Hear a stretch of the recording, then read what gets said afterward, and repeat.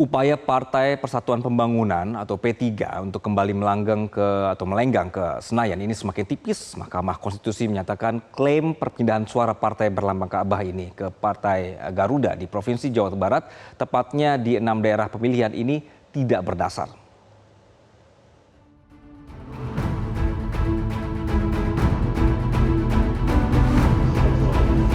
Ketua KPU Hashim Asyari meragukan Partai Persatuan Pembangunan bisa lolos parliamentary threshold untuk bisa melenggang masuk Senayan.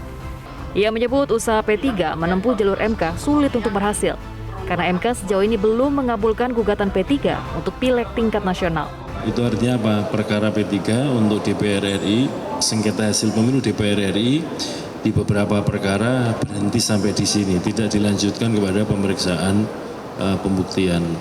Sehingga konsekuensinya ikhtiar dari P3 melalui jalur Mahkamah Konstitusi untuk mencapai perolehan suara minimal batas untuk parliamentary threshold 4%, rupa-rupanya tidak dapat tercapai karena putusan dismissal menyatakan sejumlah perkara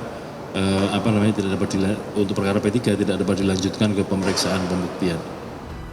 Sebelumnya, beberapa perkara yang diajukan oleh P3 berguguran melalui putusan-putusan yang disampaikan pada sidang pleno terbuka Majelis Hakim MK. Setelah pembacaan putusan, Majelis Hakim tidak menerima gugatan-gugatan P3 dengan pertimbangan bahwa permohonan P3 kabur atau tidak jelas. Salah satu contohnya adalah perkara yang menggugat hasil yang sudah ditetapkan KPU karena dianggap ada perpindahan suara ke Partai Garuda di Jawa Barat. Bahwa pemohon juga tidak menguraikan secara jelas pada TPS mana saja serta terjadi pada tingkat rekapitulasi mana perpindahan suara pemohon pada Dapil Jawa Barat 5. Pemohon hanya mencantumkan angka yang diklaim sebagai suara pemohon yang hilang atau dipindahkan tanpa menunjukkan ataupun menguraikan data persandingan yang jelas dan memadai sehingga dapat terlihat bagaimana perpindahan suara pemohon ke Partai Garuda tersebut terjadi. Adapun pemohon menguraikan dugaan pergeseran suara yang dilakukan oleh termohon pada sejumlah TPS, uraian tersebut sama sekali tidak menunjukkan adanya pengurangan suara pemohon atau penggelembungan suara Partai Garuda.